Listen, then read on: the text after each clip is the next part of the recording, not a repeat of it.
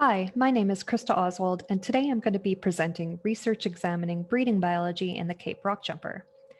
Specifically, I will be discussing how we found higher temperatures to be associated with reduced nestling body condition in a range-restricted mountain bird endemic to South Africa.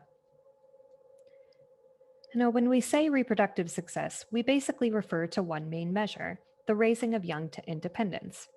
For songbirds, this requires an extensive effort on the part of adults, as young are helpless and vulnerable for an extended period of time. Previous studies have found higher temperatures have led to negative effects both indirectly and directly on breeding birds. For example, at higher temperatures, there can be increased nest predation, decreased rates of provisioning by adults, smaller prey items provisioned, and increased direct physiological costs on the nestlings themselves. For Cape Rockjumpers, endemic to the mountains of southwest South Africa, decreased reporting rates have been strongly correlated with areas of their habitat experiencing the greatest warming.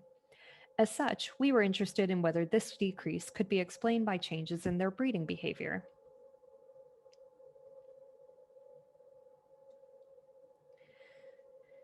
Our main prediction was that at higher temperatures, decreased provisioning rates by adults would lead to smaller nestlings and thus lower fledging and post-fledging success, leading to overall lower population recruitment. Our study took place at Blue Hill Nature Reserve in the Western Cape province of South Africa. Rock jumpers are found only in the high peaks of the Cape Fold mountain range in the scrubby mountain fynbos vegetation within the fynbos ecoregion. These birds are facultatively cooperative breeders living in groups of 2 to 5 adult individuals, and they maintain territories year-round. Our data was collected over 2 breeding seasons, which occur from August through December in 2017 and 2018. We set up video cameras on each nest at 3 nestling age classes, 4 to 7 days, 8 to 12 days, and 13 to 16 days, for an 8-hour period between 9 a.m. and 5 p.m.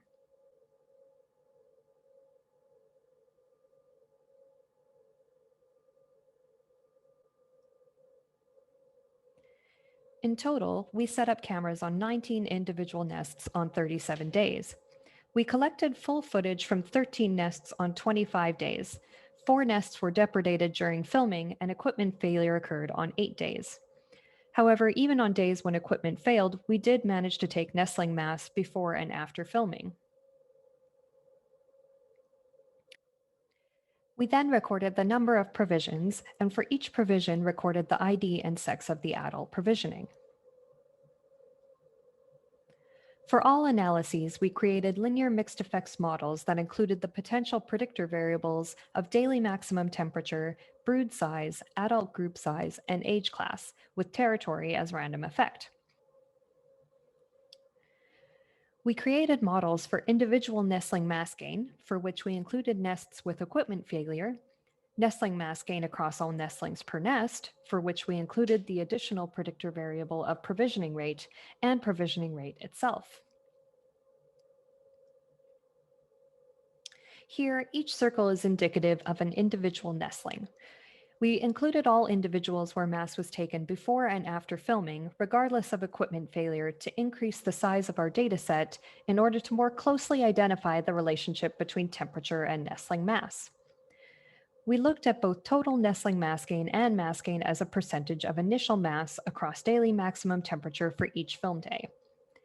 Initial data visualization led us to suspect nonlinear relationships between nestling mass gain and temperature, with broken stick analyses identifying inflection points.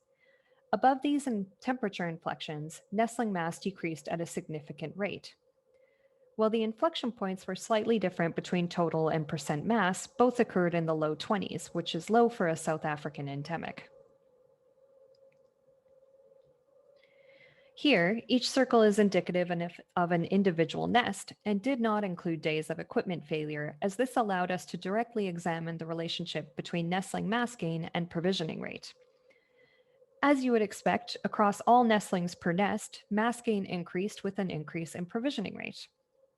We also found provisioning rate itself decreased at increasing temperatures.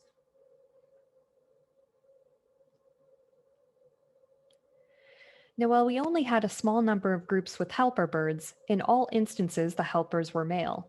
For these groups, while the helper did share in provisioning, this only provided help to the breeding males. Females did the same amount of provisioning regardless of group size.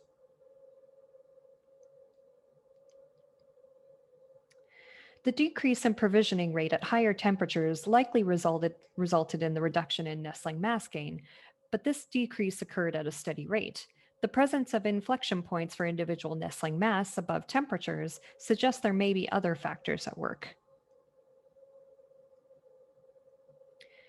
Going back to the background information on effects of increasing temperatures, these additional factors may include adults delivering smaller prey above specific temperatures, nestlings losing greater water mass above specific temperatures, or nestlings prioritizing energy resources toward other areas during hot weather. However, regardless of the reason behind the decrease in provisioning rate, what this may mean is that on warmer days, adults may not be able to provide sufficient food for their nestlings to maintain their nestling mass gain. Adults may also be decreasing provisioning rates at increasing temperatures in order to reduce predation risk by minimizing activity near the nest. Rockjumper snake predation increases with increasing temperature as well, and this starts at a relatively low temperature, with the minimum temperature of snake predation occurring at 14.2 degrees Celsius. Now, given how any factor that results in a decrease in nestling mass gain could result in lower quality fledglings and decreased post-fledgling survival, our finding of decreased nestling size at increasing temperatures may be partially responsible for decreases in Cape Rockjumper populations. As such, it is likely that with climate change, we will continue to see such decreases in the future. As a mountain endemic, rockjumpers are unable to relocate, so identifying areas of sensitivity to climate and potential conservation continues to be an important avenue of research. This research could not have been possible without our assistants John and Lizzie Teener, and was paid for in part by a student research grant from the Animal Behavior Society. I would now be happy to take any questions.